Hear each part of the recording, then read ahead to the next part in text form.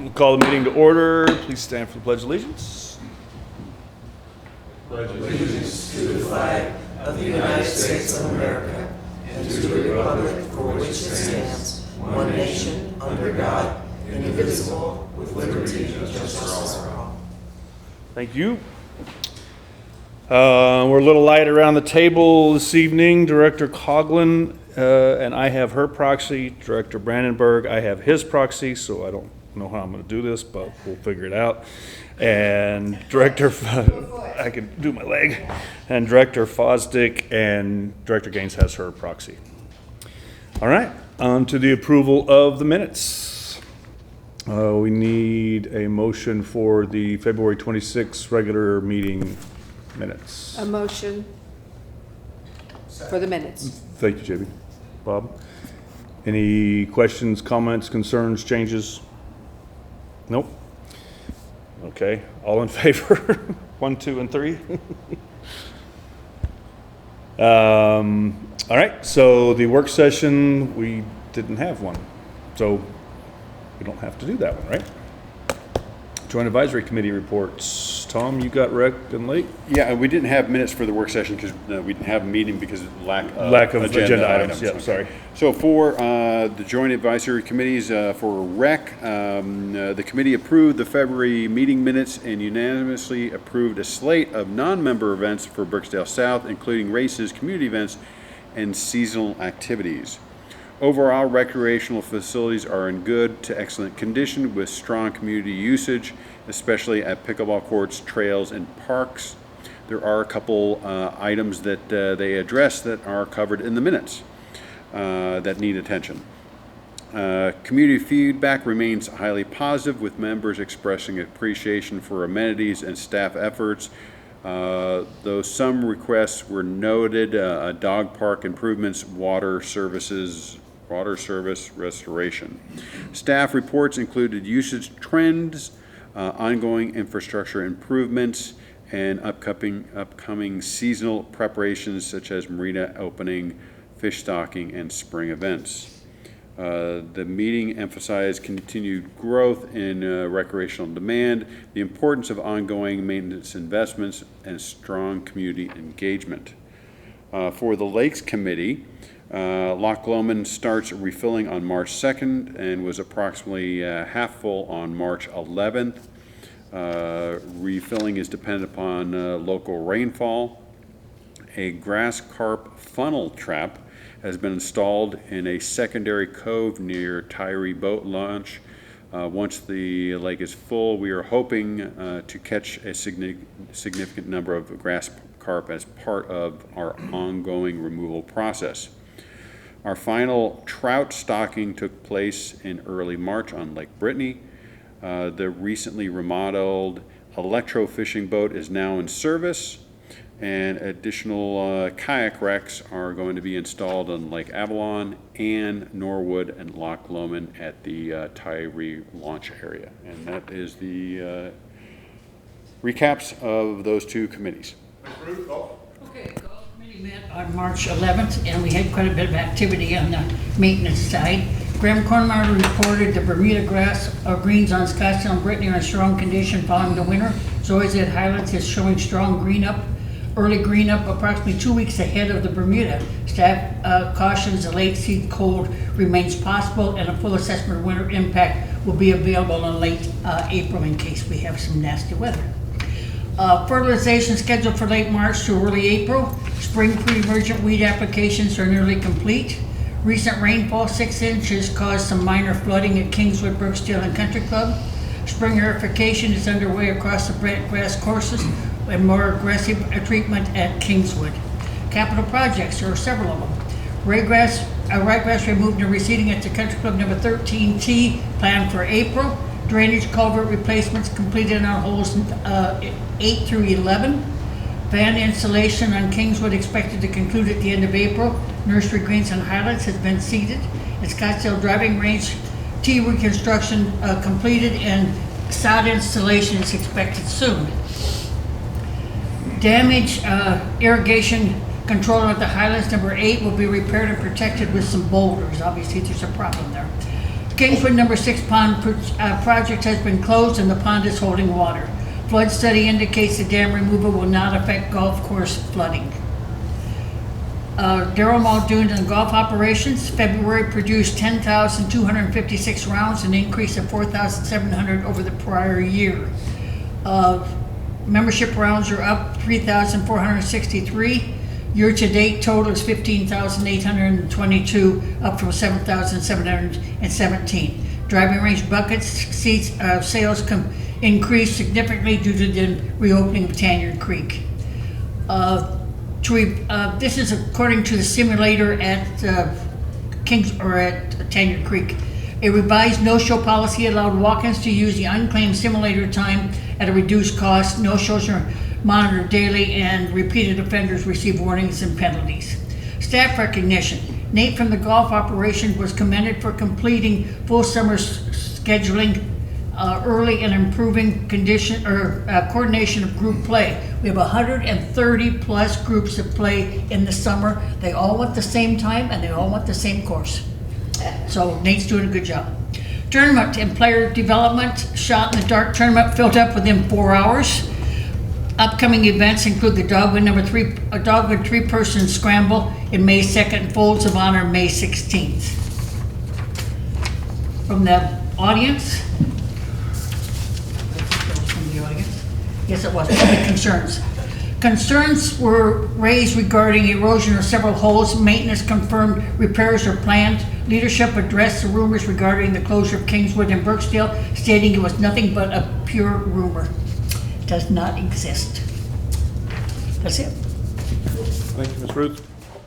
Hey, Ruth, I have a question. Yeah, go ahead, Deb. At Tanyard, the simulator, when you reserve it, do you pay in advance? No. Oh, I thought you did. Nope. Beth, financials.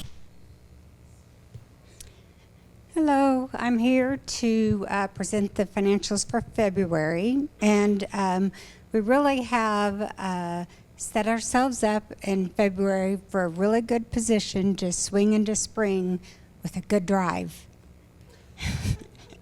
I worked really hard on that. I really worked hard on that. Looking at the month of February on a consolidated basis, a quick snapshot, EBITDA for the month was $501,000, which was $436,000 better than budget, and $348,000 better than the prior year. The primary driver of that was strong golf fees and strong water revenue. Plus, we're having some favorable expense timing benefits as well that we do expect to reverse later in the year. But the revenue was $314,000 better than budget and consolidated $473,000 better than prior year. Year to date, we're $264,000 better than budget and $673 better than prior year on revenue.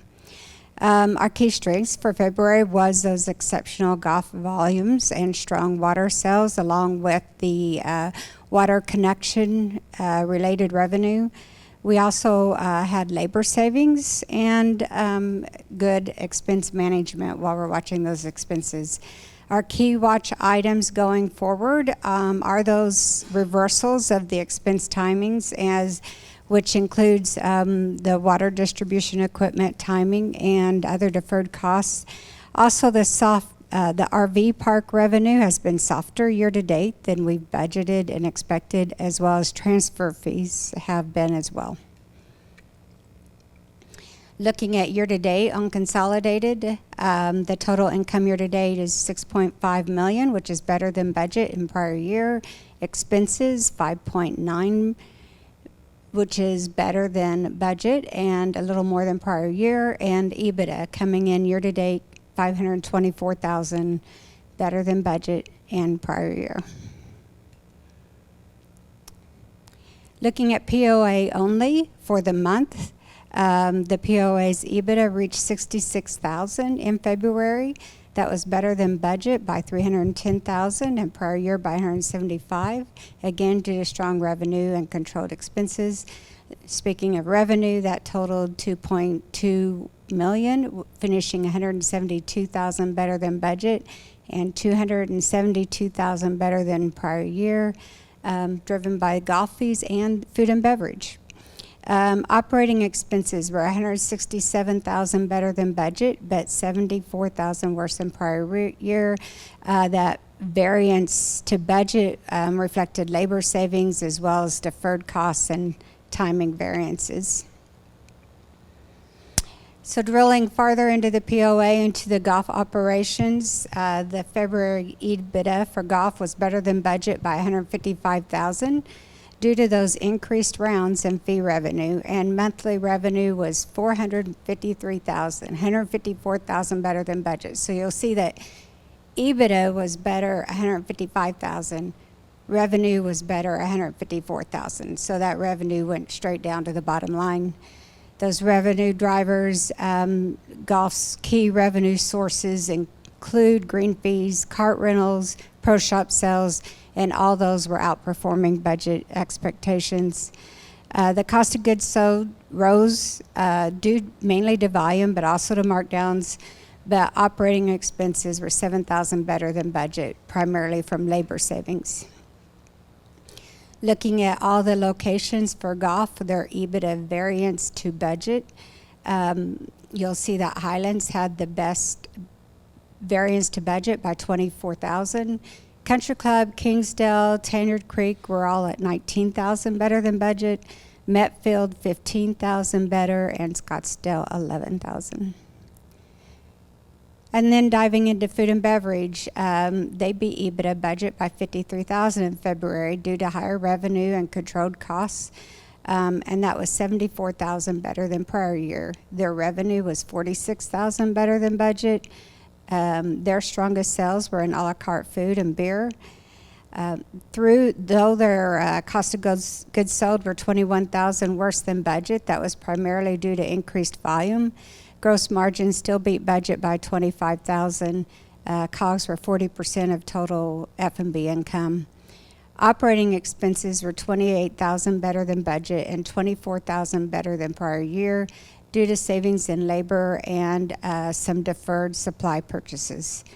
All the locations for F&B outperformed EBITDA budget in February, except for the Little Sugar Bistro, which was 10,000 worse than budget for the month. Other highlights for the POA, boat registrations were 7,000 better than budget due to membership resources, increasing their contacts for renewals. The new recreation amenity fee that contributes to capital projects beat budget by 12,000 for the month, which nearly reversed the softness we had in that fee in January. Some misses in revenue in February was the full-service RV park revenue was 24,000 worse than budget. Also, membership transfer fees were 23,000 worse than budget. We expect that just to be timing and to those to improve later in the year.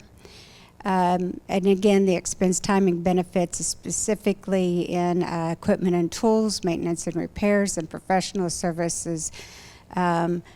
Really helped with the EBITDA bottom line, but they are also expected to reverse later in the year. Looking at water only, the EBITDA for February was 435,000, outperforming budget by 127,000, and prior year by 173,000. The revenue exceeded budget by 142,000 in February, which recovered some of the January softness that water had in water sales, capital fees, and new connections. And the operating expenses were slightly worse than budget by 14,000, with timing impacts on water distribution equipment and engineering fees. And diving into water a little bit more, those water sales of 779,000 were 59,000 better than budget for February and 48,000 better year to date. Capital buy-in fees of 155,000 in February was 20,000 better than budget, still 6,000 worse year to date. New service connections were 17,000 better than budget, still 5,000 worse year to date. And the water distribution equipment costs were $38,000 worse than budget for the month, but only $1,000 worse year to date. So that was a reversal of the January timing there.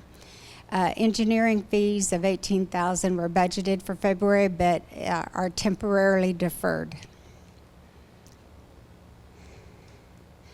Looking at cash, the POA holds $1.3 million in operating funds and $871,000 in reserves as of February 28th. The water utility has $3.4 million in operating funds and $3.6 million in reserves. The debt of the POA has to the water utility remains unchanged at $3.1 million, and the POA has outstanding bank loans totaling $5.7 million.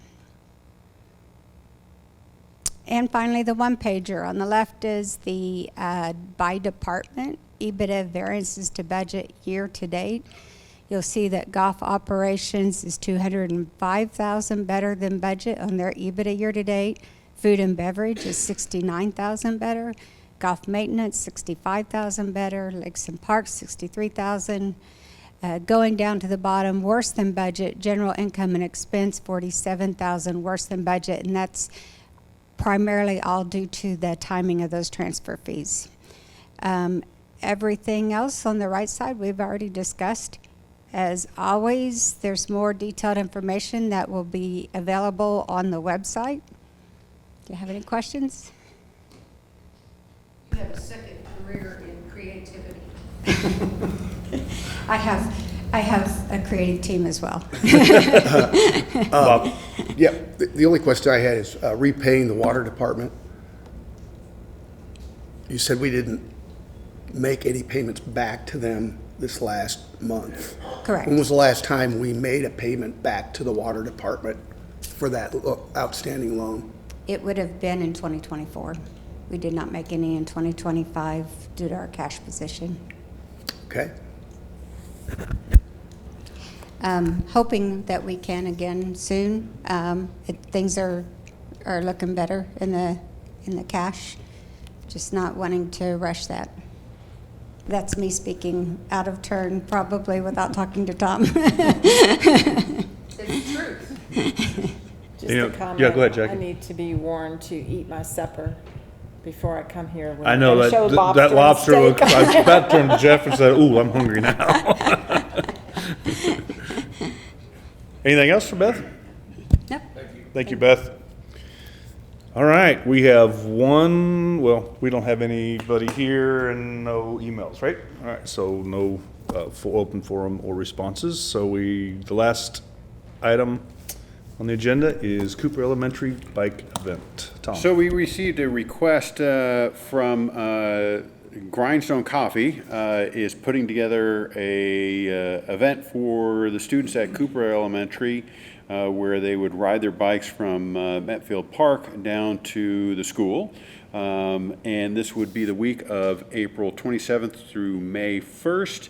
To encourage kids to ride their bikes to school. The path is open to the public, so it's questionable whether a vote needs to be taken in the first place. But just in the interest of being fully transparent with our membership, we're recommending that a vote be taken to approve, endorse this event, and there you go. Need a motion? Yep. I move to approve the use of Metfield Park and the trail leading to Cooper Elementary School for the week of April 27th to May 1st, with the goal of encouraging students to ride their bikes to school. It is possible that some of the participants during this event may or may not be members or dependent members of the POA, although it is anticipated that most will be. Thank you, Jeff. Second? Second. Thank you, JB. Any conversation? Yes, Bob? Just from a liability standpoint, I know we have coverage, that sort of thing, but in the interest of protecting children, am I to understand that the trailblazers kind of monitor the condition of trails and then make requests of money to fix them? And if that's so, is there any way we can make sure that they review that path sometime the week before to make sure there aren't any challenges for those kids? So, most of that path, so the path is half of the path is maintained by the city, and then the other half of the path is maintained by the POA. So we can definitely I can have Trey go out and just go the entire length of it. They are gonna have volunteers at, there are a couple areas where they cross roads, and the volunteers are gonna be there, but I'll have Trey go and just take a look at it, just to make sure it's in good shape. Good call out, man. Deborah? This isn't just a Cooper thing, isn't this Arkansas Moves, and it's the majority of the schools in Northwest Arkansas? Yes. I don't know. Okay. You know what, that was referenced in the memo, and I honestly didn't know what, I I didn't. think you're right. Yes. Cooper just affects us. Right, yeah. Anything else? All in favor of approving this event? Where's your third hand? Okay. All right, approved. Ride your bikes, guys. Is there anything else that anybody wants to discuss before we go into the announcements, Bob? I probably shouldn't, but in caddying the other day, I noticed there was a blue flag person, and they were, I took pictures, and they were right next to the green. There's the green. They were within 3 steps. And not only am I a little concerned about them being close, but on some of the hills, on some of our golf courses, some of the people that drive blue flag carts don't want to upset anybody, don't have the best driving balance, so it could become a real challenge for them. And I think this leads me back to when Director Brandenburg, during the budget time, talked about geofencing. And I really think we need to start taking a look at that. There's a lot of positives to it, and I think they far outweigh the negatives, and I think it's a subject worth broaching again, if our board feels that way. So actually, Jeff and I had a conversation about this just a little bit ago, and I've asked Daryl to, towards the end of this year, our fleet comes due. I assume you're talking about like GPS units on the system. So he's going to do a cost-benefit analysis at that time, and we'll report to the board, and we'll see what you guys have to say. Yeah, I agree with that, Bob, amongst other things besides just blue flags. Anything else? All right, we'll go into announcements. The next Lakes JAC meeting is Wednesday, April 8th at 2 p.m. Everything will be in the boardroom and live stream unless otherwise noted. Golf JAC meeting follows that on the 8th at 4 p.m. Our next Board of Directors GM meeting, which is a closed meeting, is April 9th at 2:30 here in the boardroom. Recreation JAC meeting is Monday, April 13th at 4 p.m. The board candidate election begins Monday, April 13th. Ballots and proxies will be sent out via email and mailed to members in good standing. Strategic planning number 3 is a closed meeting for the board, and that is Wednesday, April 15th at 3.